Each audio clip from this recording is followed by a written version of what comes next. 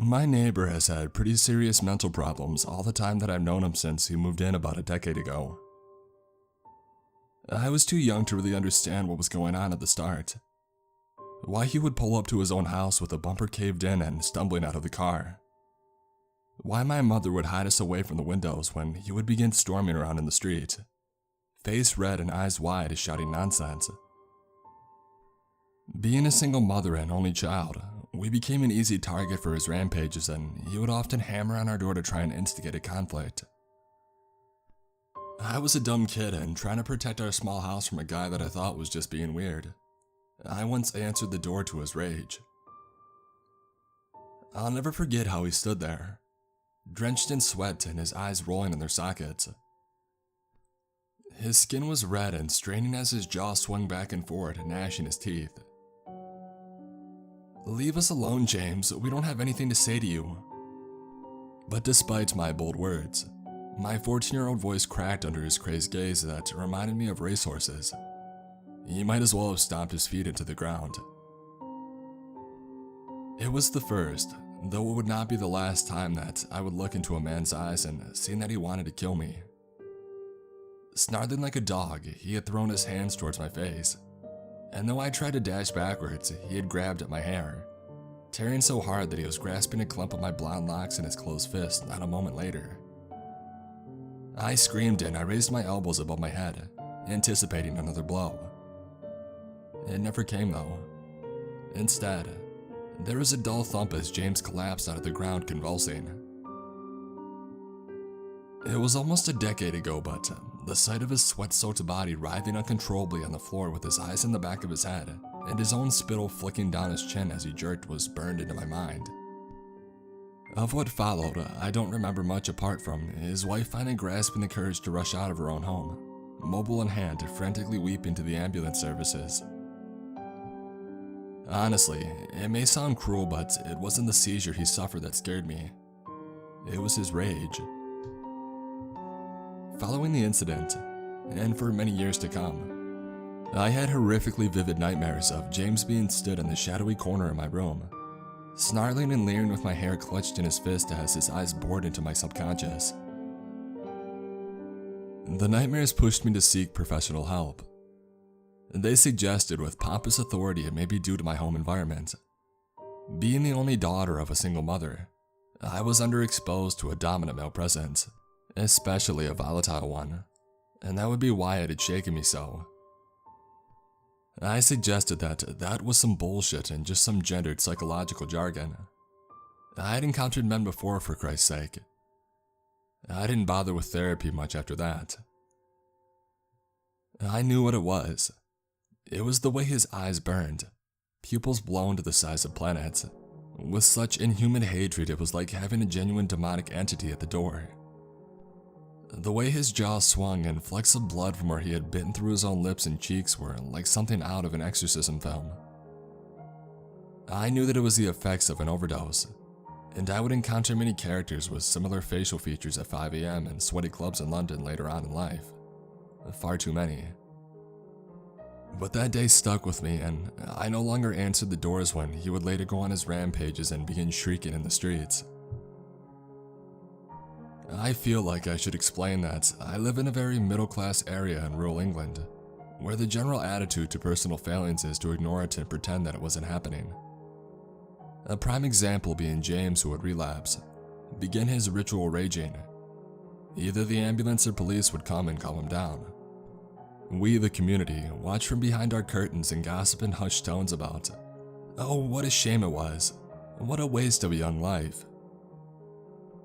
As I got older, James got fatter and more dull-eyed.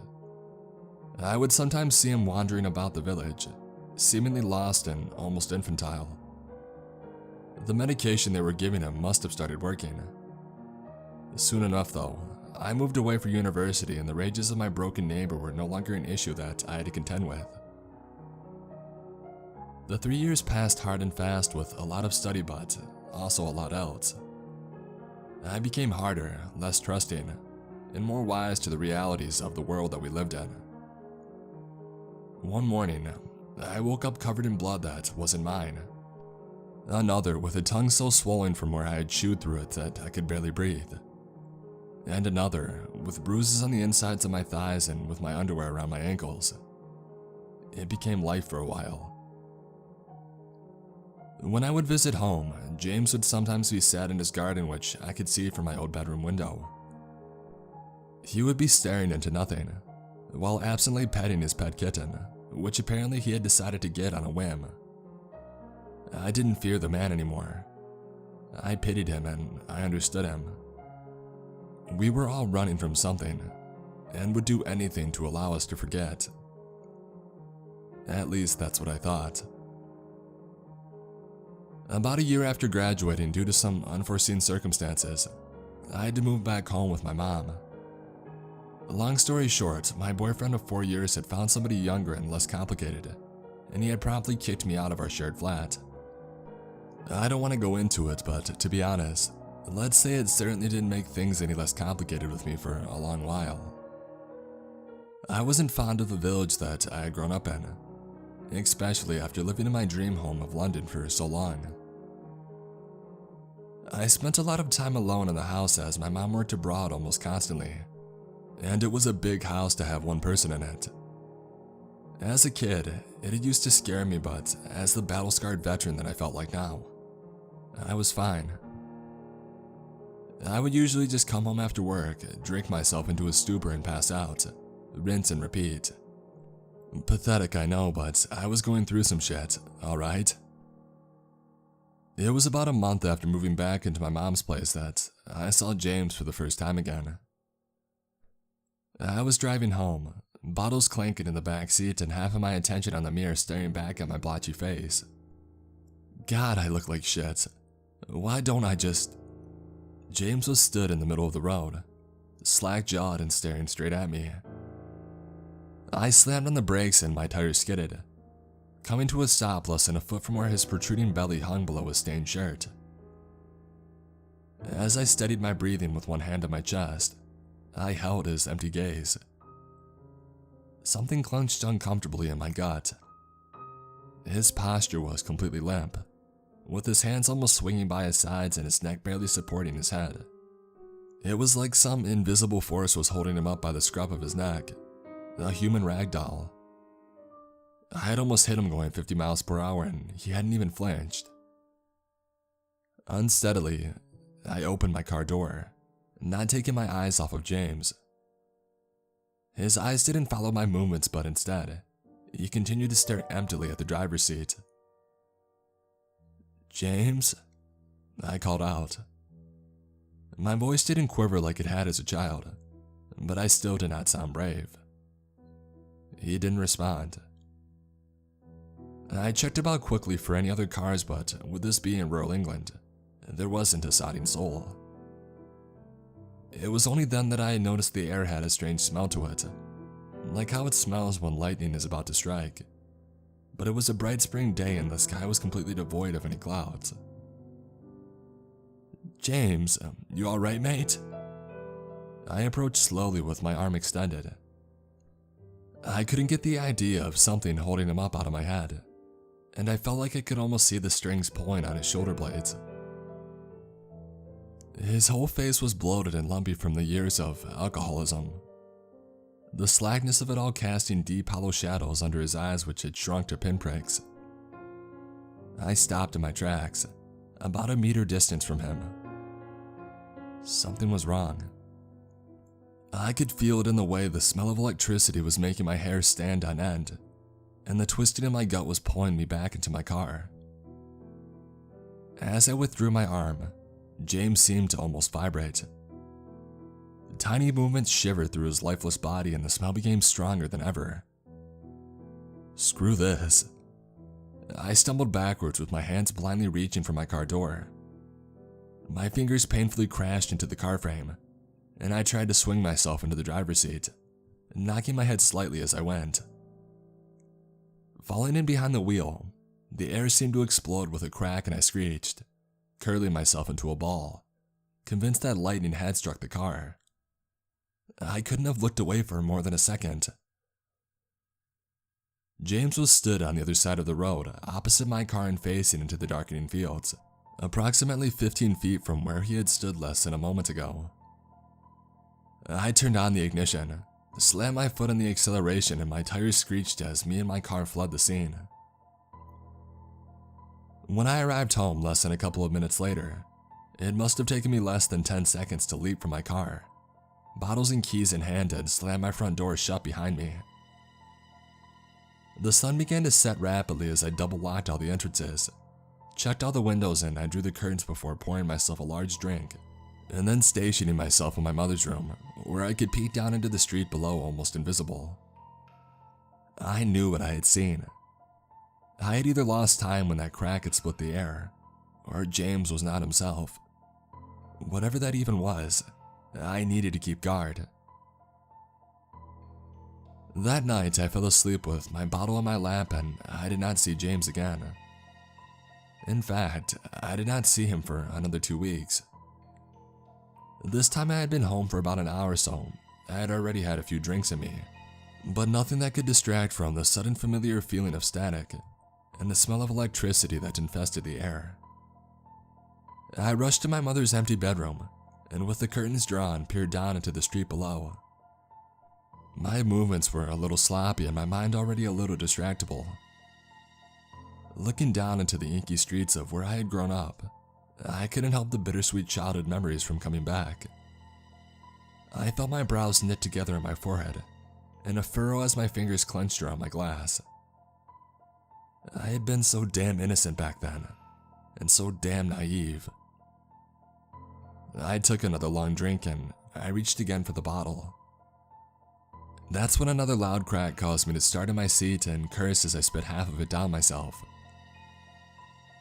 Peeking through the blinds, I saw this wonky figure dimly silhouetted in the dying light. He seemed to stand motionless for a moment, before almost tumbling forward in staggering lopsided steps. He was only just managing to stay upright, as if trying to master his limbs like a paraplegic in rehabilitation.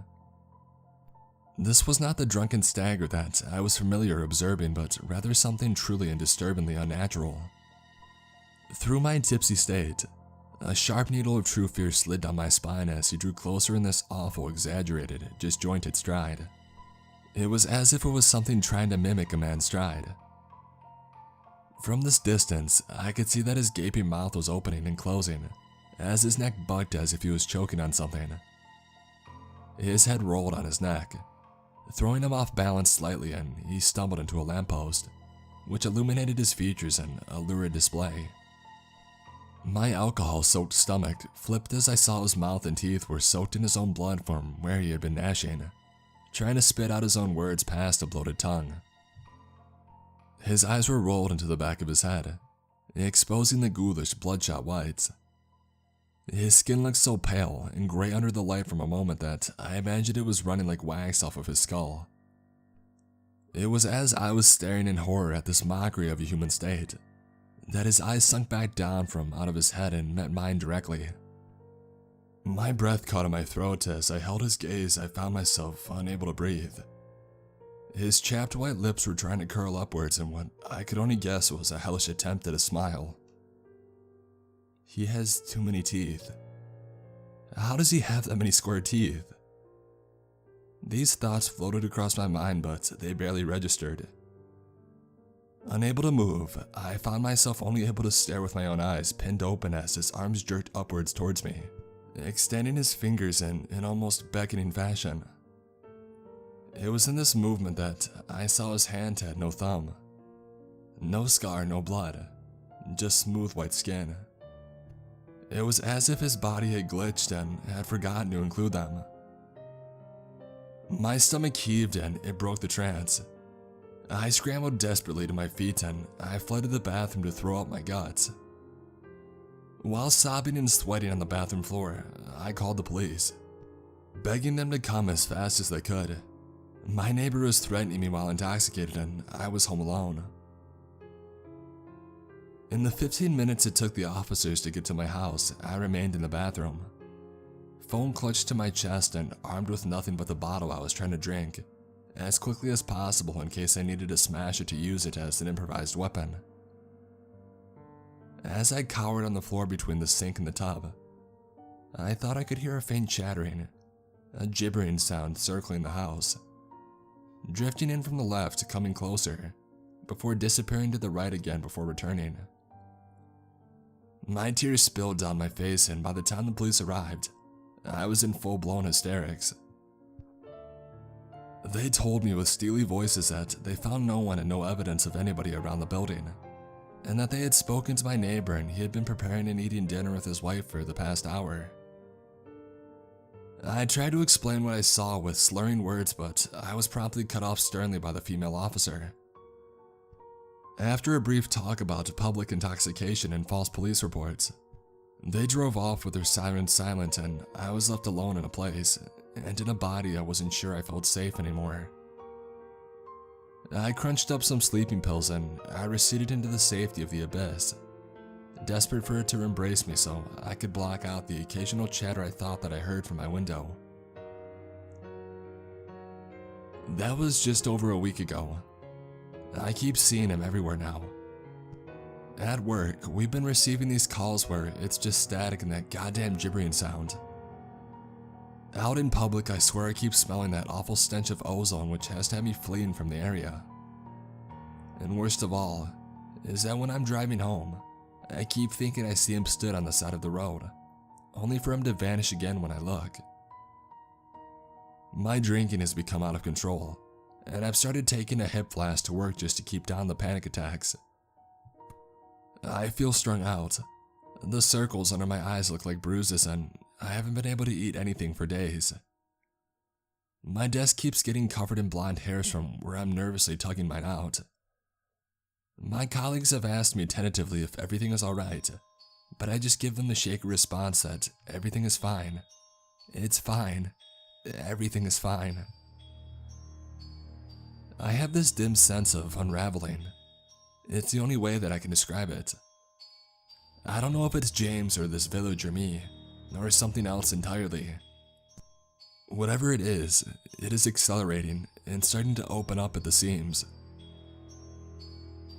Tonight I am sat on my own windowsill, chain smoking a pack of Reds and gulping down hard vodka as much as I can bear.